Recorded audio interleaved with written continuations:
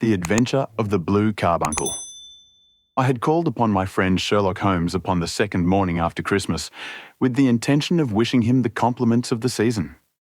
He was lounging upon the sofa in a purple dressing gown, a pipe rack within his reach upon the right, and a pile of crumpled morning papers, evidently newly studied, near at hand.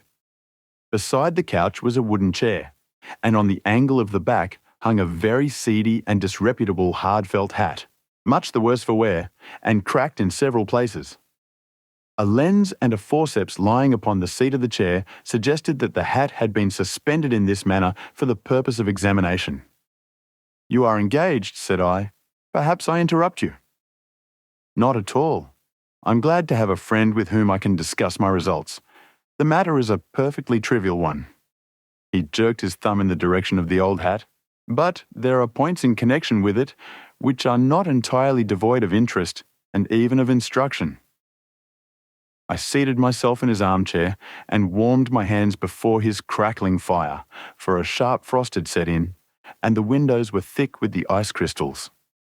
"I suppose," I remarked, "that, homely as it looks, this thing has some deadly story linked onto it, that it is the clue which will guide you in the solution of some mystery and the punishment of some crime." No crime," said Sherlock Holmes, laughing. "Only one of those whimsical little incidents which will happen when you have 4 million human beings all jostling each other within the space of a few square miles. Amid the action and reaction of so dense a swarm of humanity, every possible combination of events may be expected to take place, and many a little problem will be presented which may be striking and bizarre without being criminal. We have already had experience of such. So much so, I remarked, that of the last 6 cases which I have added to my notes, 3 have been entirely free of any legal crime." "Precisely. You allude to my attempt to recover the Irene Adler papers, to the singular case of Miss Mary Sutherland, and to the adventure of the man with the twisted lip. Well, I have no doubt that this small matter will fall into the same innocent category. You know Peterson, the commissionaire? Yes? It is to him that this trophy belongs. It is his hat? No, he found it. Its owner is unknown. I beg that you will look upon it not as a battered billycock, but as an intellectual problem. And first, as to how it came here.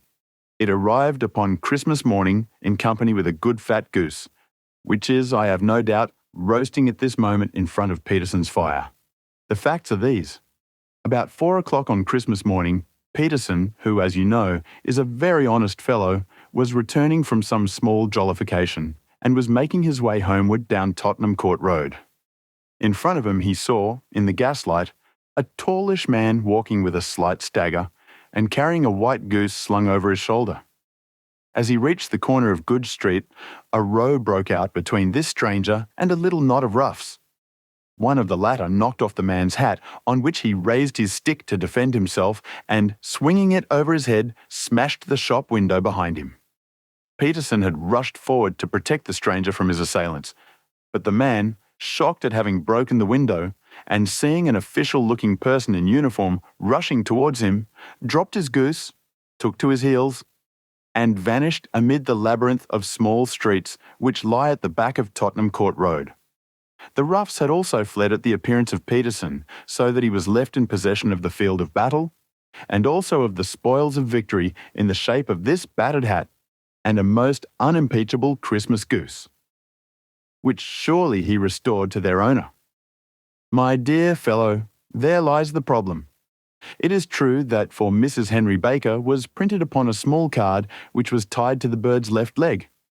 And it is also true that the initials HB are legible upon the lining of this hat, but as there are some thousands of Bakers and some hundreds of Henry Bakers in this city of ours, it is not easy to restore lost property to any one of them.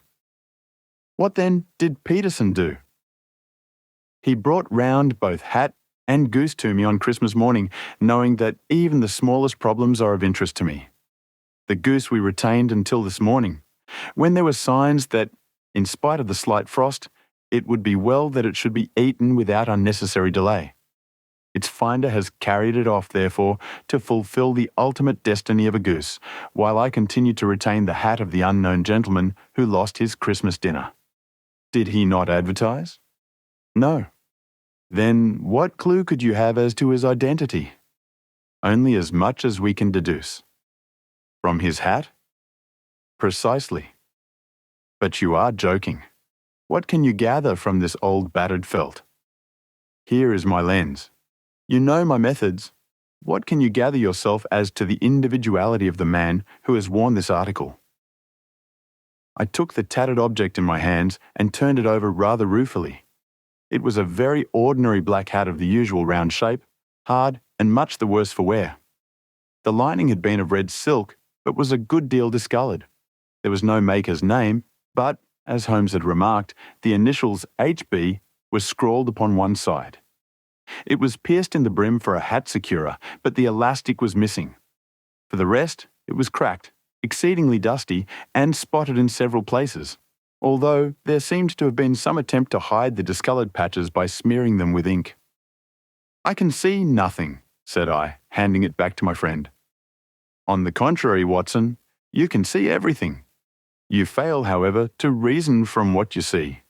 You are too timid in drawing your inferences. Then, pray tell me what it is that you can infer from this hat." He picked it up and gazed at it in the peculiar introspective fashion which was characteristic of him. "It is perhaps less suggestive than it might have been," he remarked. "And yet there are a few inferences which are very distinct, and a few others which represent at least a strong balance of probability. That the man was highly intellectual is of course obvious upon the face of it, and also that he was fairly well-to-do within the last 3 years, although he has now fallen upon evil days. He had foresight, but has less now than formerly, pointing to a moral retrogression, which, when taken with the decline of his fortunes, seems to indicate some evil influence, probably drink, at work upon him. This may account also for the obvious fact that his wife has ceased to love him. My dear Holmes, he has, however, retained some degree of self-respect," he continued, disregarding my remonstrance. "He is a man who leads a sedentary life, goes out little, is out of training entirely, is middle-aged, has grizzled hair which he has had cut within the last few days, and which he anoints with lime cream. These are the more patent facts which are to be deduced from his hat. Also, by the way, that it is extremely improbable that he has gas laid on in his house." "You are certainly joking, Holmes." "Not in the least. Is it possible that even now, when I give you these results, you are unable to see how they are attained? I have no doubt that I am very stupid, but I must confess that I am unable to follow you. For example, how did you deduce that this man was intellectual?" For answer, Holmes clapped the hat upon his head. It came right over the forehead and settled upon the bridge of his nose. "It is a question of cubic capacity," said he. "A man with so large a brain must have something in it." "The decline of his fortunes, then? This hat is 3 years old. These flat brims curled at the edge came in then. It is a hat of the very best quality. Look at the band of ribbed silk and the excellent lining. If this man could afford to buy so expensive a hat 3 years ago, and has had no hat since, then he has assuredly gone down in the world. Well, that is clear enough, certainly. But how about the foresight and the moral retrogression?" Sherlock Holmes laughed. "Here is the foresight," said he, putting his finger upon the little disc and the loop of the hat securer. "They are never sold upon hats. If this man ordered one, it is a sign of a certain amount of foresight, since he went out of his way to take this precaution against the wind. But since we see that he has broken the elastic and has not troubled to replace it, it is obvious that he has less foresight now than formerly, which is a distinct proof of a weakening nature. On the other hand, he has endeavoured to conceal some of these stains upon the felt by daubing them with ink, which is a sign that he has not entirely lost his self-respect. Your reasoning is certainly plausible. The further points, that he is middle-aged, that his hair is grizzled, that it has been recently cut, and that he uses lime cream, are all to be gathered from a close examination of the lower part of the lining. the lens discloses a large number of hair ends, clean cut by the scissors of the barber. They all appear to be adhesive, and there is a distinct odour of lime cream. This dust, you will observe, is not the gritty, grey dust of the street, but the fluffy brown dust of the house, showing that it has been hung up indoors most of the time, while the marks of moisture upon the inside are proof positive that the wearer perspired very freely and could therefore hardly be in the best of training. But his wife? You said that she had ceased to love him. This hat has not been brushed for weeks. When I see you, my dear Watson, with a week's accumulation of dust upon your hat, and when your wife allows you to go out in such a state, I shall fear that you also have been unfortunate enough to lose your wife's affection. But he might be a bachelor. Nay, he was bringing home the goose as a peace offering to his wife. Remember the card upon the bird's leg? You have an answer to everything. But how on earth do you deduce that the gas is not laid on in his house? One tallow stain, or even two, might come by chance. But when I see no less than 5, I think that there can be little doubt that the individual must be brought into frequent contact with burning tallow, walks upstairs at night probably with his hat in one hand and a guttering candle in the other. Anyhow, he never got tallow stains from a gas jet. Are you satisfied? Well, it is very ingenious, said I, laughing. But since, as you said just now, there has been no crime committed and no harm done, save the loss of a goose, all this seems to be rather a waste of energy. Sherlock Holmes had opened his mouth to reply when the door flew open, and Peterson, the commissionaire, rushed into the apartment with flushed cheeks and the face of a man who is dazed with astonishment. "The goose, Mr. Holmes! The goose, sir!" he gasped. "Eh? What of it then?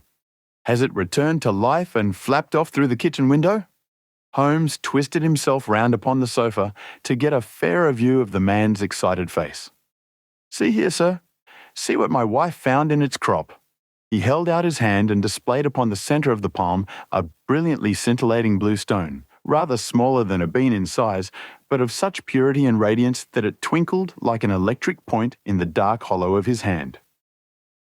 Sherlock Holmes sat up with a whistle. "By Jove, Peterson," said he, "this is treasure trove indeed. I suppose you know what you have got?" "A diamond, sir? A precious stone. It cuts into glass as though it were putty." "It's more than a precious stone. It is the precious stone." "Not the Countess of Morcar's blue carbuncle," I ejaculated. "Precisely so. I ought to know its size and shape, seeing that I have read the advertisement about it in the Times every day lately. It is absolutely unique, and its value can only be conjectured, but the reward offered of £1,000 is certainly not within a 20th part of the market price." £1,000! Great Lord of mercy! The commissionaire plumped down into a chair and stared from one to the other of us.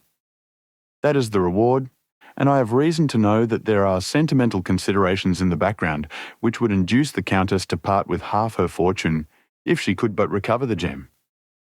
"It was lost, if I remember aright, at the Hotel Cosmopolitan," I remarked. "Precisely so, on December the 22nd, just 5 days ago. John Horner, a plumber, was accused of having abstracted it from the lady's jewel case. The evidence against him was so strong that the case has been referred to the assizes. I have some account of the matter here, I believe." He rummaged amid his newspapers, glancing over the dates, until at last he smoothed one out, doubled it over, and read the following paragraph. "Hotel Cosmopolitan jewel robbery. John Horner, 26, plumber, was brought up upon the charge of having upon the 22nd inst. Abstracted from the jewel case of the Countess of Morcar the valuable gem known as the blue carbuncle. James Ryder, upper attendant at the hotel, gave his evidence to the effect that he had shown Horner up to the dressing room of the Countess of Morcar upon the day of the robbery in order that he might solder the second bar of the grate, which was loose. He had remained with Horner some little time, but had finally been called away. On returning, he found that Horner had disappeared, that the bureau had been forced open, and that the small morocco casket in which, as it afterwards transpired, the Countess was accustomed to keep her jewel, was lying empty upon the dressing table. Ryder instantly gave the alarm, and Horner was arrested the same evening, but the stone could not be found either upon his person or in his rooms. Catherine Cusack, maid to the Countess, deposed to having heard Ryder's cry of dismay on discovering the robbery, and to having rushed into the room, where she found matters as described by the last witness. Inspector Bradstreet, B Division, gave evidence as to the arrest of Horner, who struggled frantically and protested his innocence in the strongest terms. Evidence of a previous conviction for robbery having been given against the prisoner, the magistrate refused to deal summarily with the offence, but referred it to the assizes. Horner, who had shown signs of intense emotion during the proceedings, fainted away at the conclusion and was carried out of court. So much for the police court, said Holmes thoughtfully, tossing aside the paper. The question for us now to solve is the sequence of events leading from a rifled jewel case at one end to the crop of a goose in Tottenham Court Road at the other. You see, Watson, our little deductions have suddenly assumed a much more important and less innocent aspect. Here is the stone. The stone came from the goose, and the goose came from Mr. Henry Baker, the gentleman with the bad hat, and all the other characteristics with which I've bored you. So now we must set ourselves very seriously to finding this gentleman and ascertaining what part he has played in this little mystery. To do this, we must try the simplest means first, and these lie undoubtedly in an advertisement in all the evening papers. If this fail, I shall have recourse to other methods. What will you say? Give me a pencil and that slip of paper. Now then, found at the corner of Goodge Street, a goose and a black felt hat.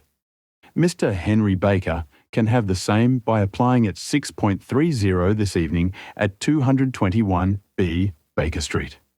That is clear and concise. Very. But will he see it? Well, he is sure to keep an eye on the papers, since, to a poor man, the loss was a heavy one. He was clearly so scared by his mischance in breaking the window, and by the approach of Peterson, that he thought of nothing but flight. But since then he must have bitterly regretted the impulse which caused him to drop his bird. Then again, the introduction of his name will cause him to see it, for everyone who knows him will direct his attention to it.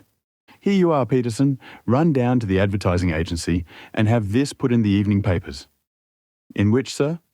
Oh, in the Globe, Star, Pall Mall, St. James's, Evening News, Standard, Echo, and any others that occur to you. Very well, sir.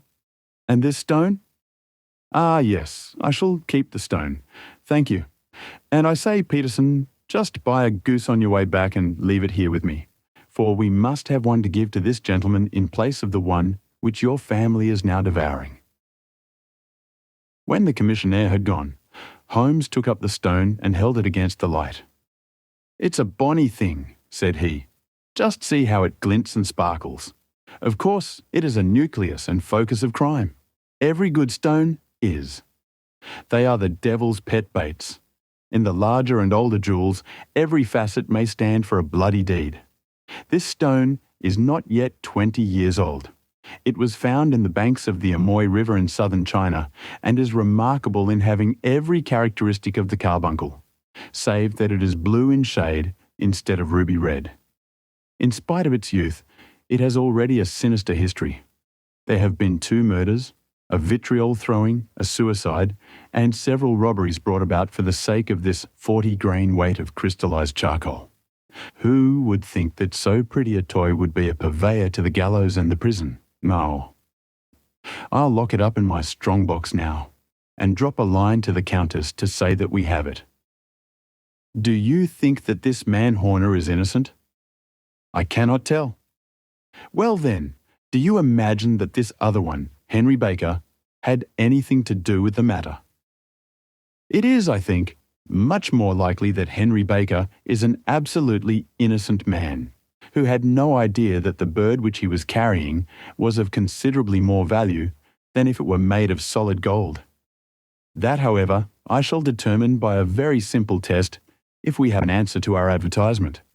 And you can do nothing until then? Nothing. In that case, I shall continue my professional round, but I shall come back in the evening at the hour you have mentioned.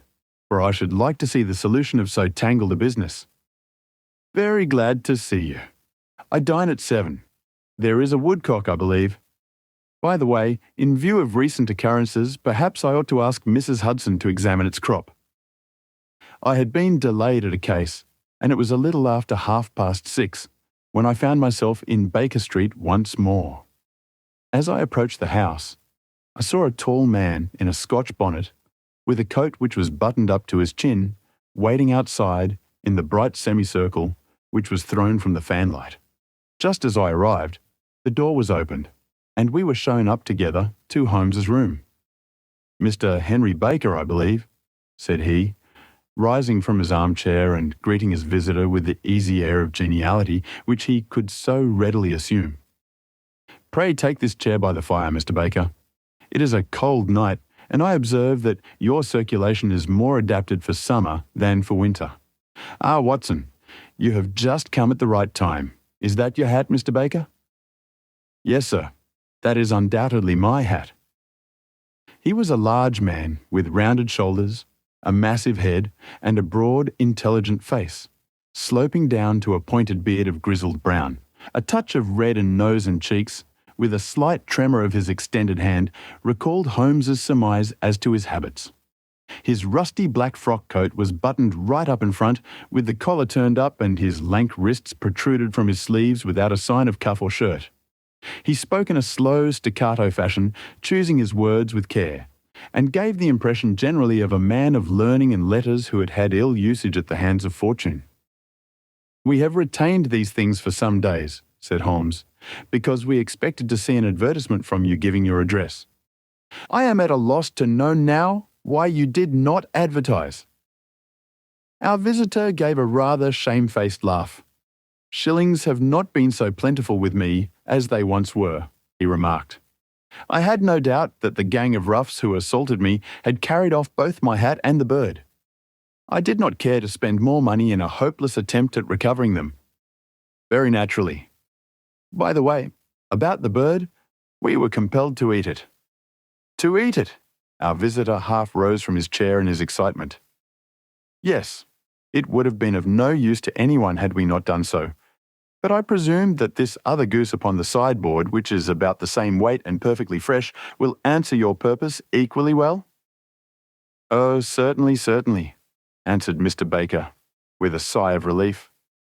"Of course, we still have the feathers, legs, crop, and so on of your own bird, so if you wish—" The man burst into a hearty laugh.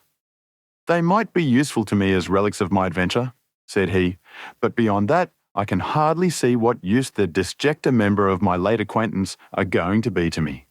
No, sir, I think that, with your permission, I will confine my attentions to the excellent bird which I perceive upon the sideboard."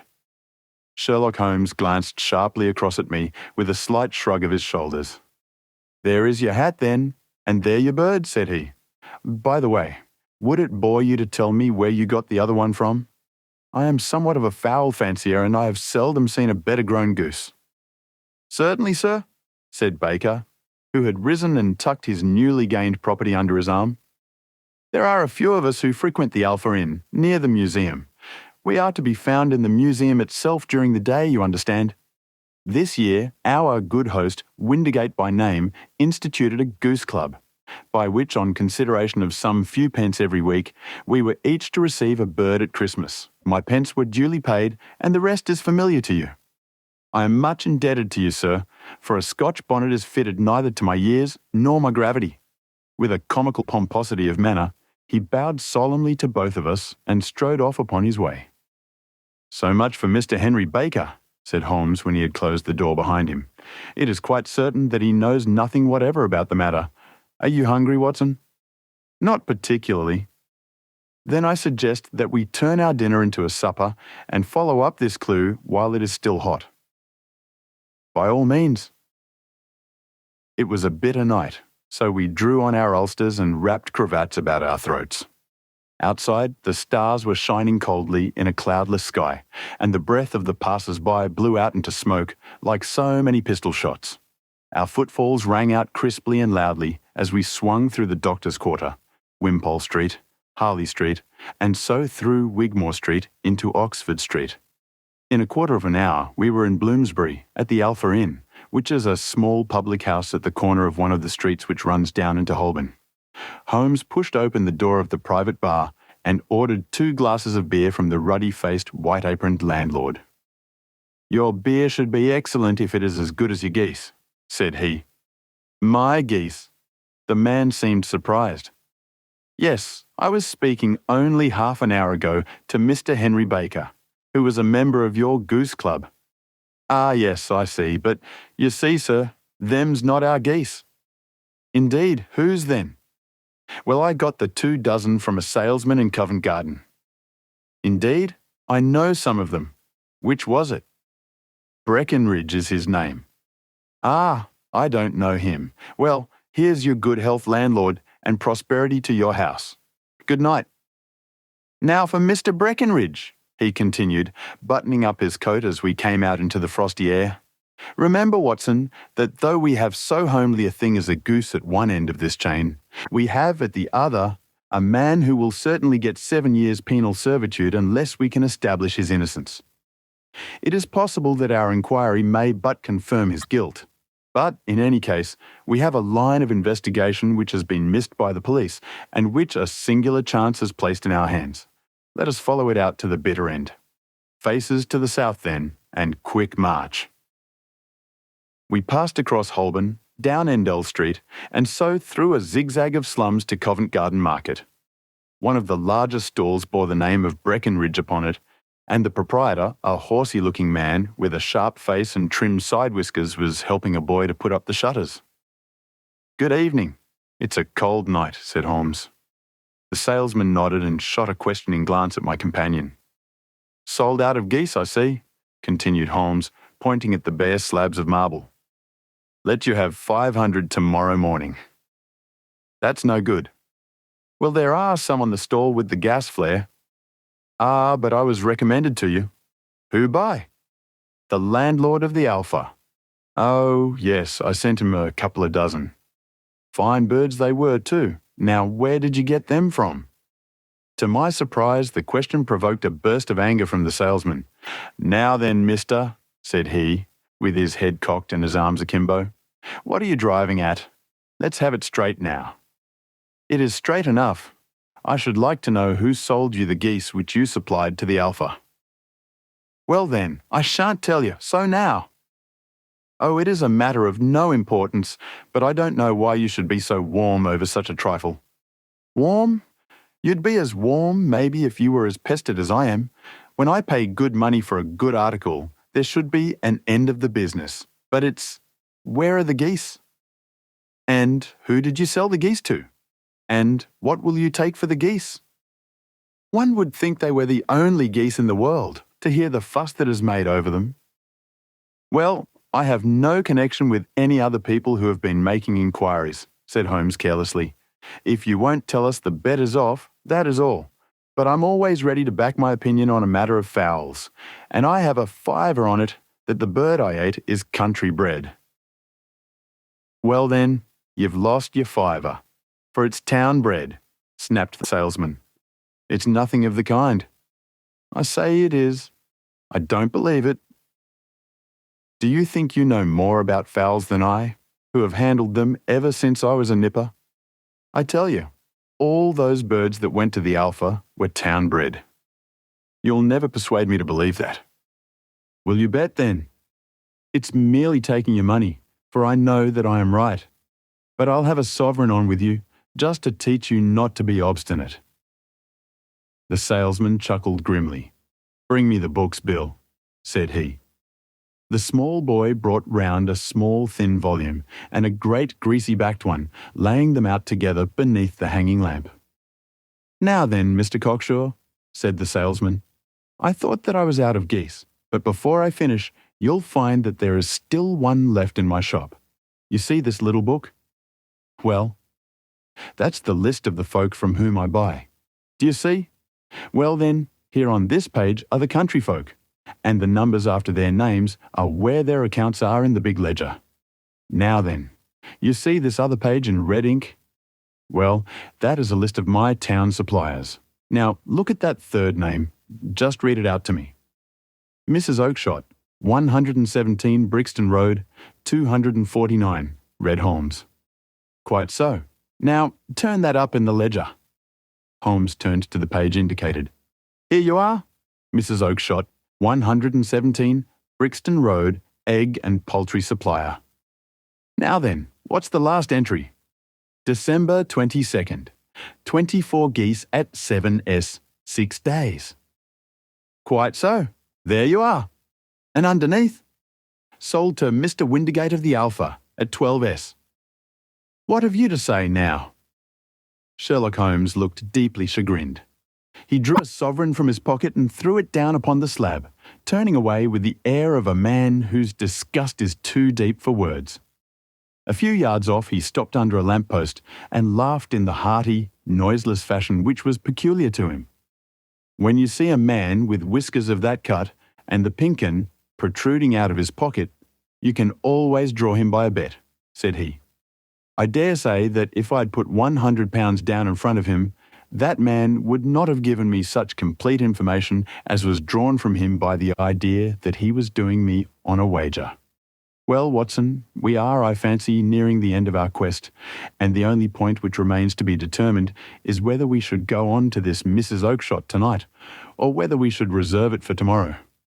It is clear from what that surly fellow said that there are others besides ourselves who are anxious about the matter, and I should... His remarks were suddenly cut short by a loud hubbub which broke out from the stall which we had just left. Turning round, we saw a little rat-faced fellow standing in the centre of the circle of yellow light, which was thrown by the swinging lamp, while Breckenridge, the salesman, framed in the door of his stall, was shaking his fists fiercely at the cringing figure. "I've had enough of you and your geese," he shouted. "I wish you were all at the devil together.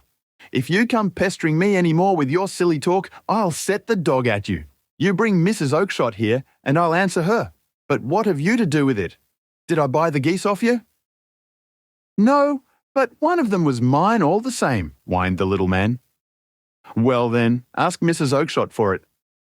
"She told me to ask you." "Well, you can ask the King of Prussia for all I care. I've had enough of it. Get out of this." He rushed fiercely forward, and the inquirer flitted away into the darkness. "Ha! This may save us a visit to Brixton Road," whispered Holmes. "Come with me, and we will see what is to be made of this fellow." Striding through the scattered knots of people who lounged round the flaring stalls, my companion speedily overtook the little man and touched him upon the shoulder. He sprang round, and I could see in the gaslight that every vestige of colour had been driven from his face. "Who are you then? What do you want?" he asked in a quavering voice. "You will excuse me," said Holmes blandly, "but I could not help overhearing the questions which you put to the salesman just now. I think that I could be of assistance to you." "You? Who are you? How could you know anything of the matter?" "My name is Sherlock Holmes. It is my business to know what other people don't know." "But you can know nothing of this?" "Excuse me, I know everything of it. You are endeavouring to trace some geese which were sold by Mrs. Oakshott of Brixton Road to a salesman named Breckenridge, by him in turn to Mr. Windigate of the Alpha, and by him to his club, of which Mr. Henry Baker is a member." "Oh, sir, you are the very man whom I have longed to meet," cried the little fellow with outstretched hands and quivering fingers. "I can hardly explain to you how interested I am in this matter."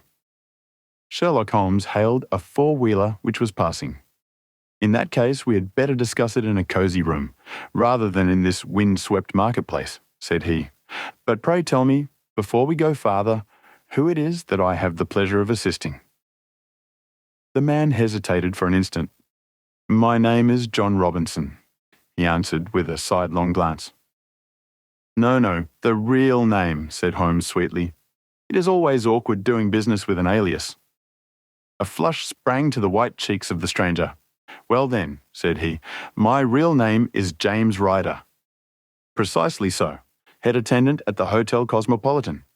Pray step into the cab, and I shall soon be able to tell you everything which you would wish to know." The little man stood glancing from one to the other of us, with half-frightened, half-hopeful eyes, as one who is not sure whether he is on the verge of a windfall or of a catastrophe. Then he stepped into the cab, and in half an hour we were back in the sitting room at Baker Street.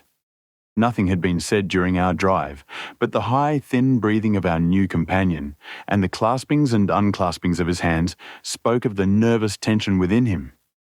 "Here we are," said Holmes cheerily as we filed into the room. "The fire looks very seasonable in this weather. You look cold, Mr. Ryder. Pray take the basket chair. I will just put on my slippers before we settle this little matter of yours. Now then, you want to know what became of those geese?" "Yes, sir." "Or rather, I fancy, of that goose. It was one bird, I imagine, in which you were interested, white, with a black bar across the tail." Ryder quivered with emotion. "Oh, sir," he cried, "can you tell me where it went to?" "It came here." "Here?" "Yes, and a most remarkable bird it proved. I don't wonder that you should take an interest in it. It laid an egg after it was dead. The bonniest, brightest little blue egg that ever was seen. I have it here in my museum." Our visitor staggered to his feet and clutched the mantelpiece with his right hand. Holmes unlocked his strongbox and held up the blue carbuncle, which shone out like a star, with a cold, brilliant, many-pointed radiance. Ryder stood glaring with a drawn face, uncertain whether to claim or to disown it. "The game's up, Ryder," said Holmes quietly. "Hold up, man, or you'll be into the fire. Give him an arm back into his chair, Watson. He's not got blood enough to go in for felony with impunity. Give him a dash of brandy. So, now he looks a little more human. What a shrimp it is, to be sure." For a moment he had staggered and nearly fallen, but the brandy brought a tinge of colour into his cheeks, and he sat staring with frightened eyes at his accuser. "I have almost every link in my hands, and all the proofs which I could possibly need, so there is little which you need tell me. Still, that little may as well be cleared up to make the case complete. You had heard, Ryder, of this blue stone of the Countess of Morcar's?" "It was Catherine Cusack who told me of it," said he in a crackling voice. "I see, her ladyship's waiting maid. Well, the temptation of sudden wealth so easily acquired was too much for you, as it has been for better men before you. But you are not very scrupulous in the means you used. It seems to me, Ryder, that there is the making of a very pretty villain in you. You knew that this man Horner, the plumber, had been concerned in some such matter before, and that suspicion would rest the more readily upon him. What did you do then? You made some small job in my lady's room, you and your confederate Cusack, and you managed that he should be the man sent for. Then, when he had left, you rifled the jewel case, raised the alarm, and had this unfortunate man arrested. You then—" Ryder threw himself down suddenly upon the rug and clutched at my companion's knees. "For God's sake, have mercy!" he shrieked. "Think of my father, of my mother. It would break their hearts. I never went wrong before. I never will again, I swear it. I'll swear it on a Bible. Oh, don't bring it into court. For Christ's sake, don't." "Get back into your chair," said Holmes sternly. "It is very well to cringe and crawl now, but you thought little enough of this poor Horner in the dock for a crime of which he knew nothing. I will fly, Mr. Holmes. I will leave the country, sir. Then the charge against him will break down." We will talk about that. And now, let us hear a true account of the next act. How came the stone into the goose, and how came the goose into the open market? Tell us the truth, for there lies your only hope of safety. Ryder passed his tongue over his parched lips. "I will tell you it just as it happened, sir," said he. "When Horner had been arrested, it seemed to me that it would be best for me to get away with the stone at once, for I did not know at what moment the police might not take it into their heads to search me in my room. There was no place about the hotel where it would be safe. I went out, as if on some commission, and I made for my sister's house. She had married a man named Oakshott, and lived in Brixton Road, where she fattened fowls for the market. All the way there, every man I met seemed to me to be a policeman or a detective, and, for all that it was a cold night, the sweat was pouring down my face before I came to the Brixton Road. My sister asked me what was the matter and why I was so pale, but I told her that I had been upset by the jewel robbery at the hotel. Then I went into the backyard and smoked a pipe and wondered what it would be best to do. I had a friend once called Maudsley who went to the bad and has just been serving his time in Pentonville. One day he had met me and fell into talk about the ways of thieves and how they could get rid of what they stole. I knew that he would be true to me, for I knew one or two things about him, so I made up my mind to go right on to Kilburn, where he lived, and take him into my confidence. He would show me how to turn the stone into money. But how to get to him in safety? I thought of the agonies I'd gone through in coming from the hotel. I might at any moment be seized and searched, and there would be the stone in my waistcoat pocket. I was leaning against the wall at the time and looking at the geese which were waddling about round my feet, and suddenly an idea came into my head which showed me how I could beat the best detective that ever lived. My sister had told me some weeks before that I might have the pick of her geese for a Christmas present, and I knew that she was always as good as her word. I would take my goose now, and in it I would carry my stone to Kilburn. There was a little shed in the yard, and behind this I drove one of the birds, a fine big one, white, with a barred tail. I caught it, and prying its bill open, I thrust the stone down its throat as far as my finger could reach. The bird gave a gulp, and I felt the stone pass along its gullet and down into its crop. But the creature flapped and struggled, and out came my sister to know what was the matter. As I turned to speak to her, the brute broke loose and fluttered off among the others. "Whatever were you doing with that bird, Jem?" says she. "Well," said I, "you said you'd give me one for Christmas, and I was feeling which was the fattest." "Oh," says she, "we've set yours aside for you, Jem's bird we call it. It's the big white one over yonder. There's 26 of them, which makes one for you, and one for us, and 2 dozen for the market." "Thank you, Maggie," says I, "but if it is all the same to you, I'd rather have that one I was handling just now." "The other is a good 3 pound heavier," said she, "and we fattened it expressly for you." "Never mind, I'll have the other, and I'll take it now," said I. "Oh, just as you like," said she, a little huffed. "Which is it you want then?" "That white one with the barred tail, right in the middle of the flock." "Oh, very well, kill it and take it with you." Well, I did what she said, Mr. Holmes, and I carried the bird all the way to Kilburn. I told my pal what I had done, for he was a man that it was easy to tell a thing like that to. He laughed until he choked, and we got a knife and opened the goose. My heart turned to water, for there was no sign of the stone, and I knew that some terrible mistake had occurred. I left the bird, rushed back to my sister's, and hurried into the backyard. There was not a bird to be seen there. "Where are they all, Maggie?" I cried. "Gone to the dealers, Jem." "Which dealers?" "Breckenridge of Covent Garden." "But was there another with a barred tail?" I asked. "The same as the one I chose?" "Yes, Jem. There were 2 barred-tailed ones, and I could never tell them apart." Well then, of course I saw it all, and I ran off as hard as my feet would carry me to this man, Breckenridge. But he had sold the lot at once, and not one word would he tell me as to where they had gone. You heard him yourselves tonight? Well, he has always answered me like that. My sister thinks that I am going mad. Sometimes I think that I am myself. And now I am myself a branded thief without ever having touched the wealth for which I sold my character. God help me. God help me.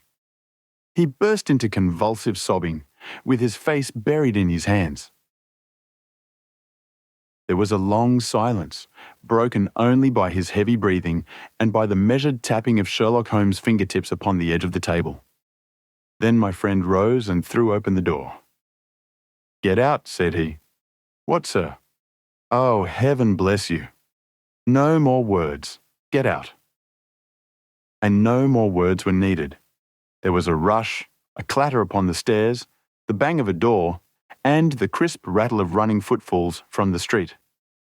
"After all, Watson," said Holmes, reaching up his hand for his clay pipe, "I am not retained by the police to supply their deficiencies. If Horner were in danger, it would be another thing. But this fellow will not appear against him and the case must collapse. I suppose that I am commuting a felony, but it is just possible that I am saving a soul. This fellow will not go wrong again. He is too terribly frightened. Send him to jail now and you make him a jailbird for life. Besides, it is the season of forgiveness. Chance has put in our way a most singular and whimsical problem, and its solution is its own reward.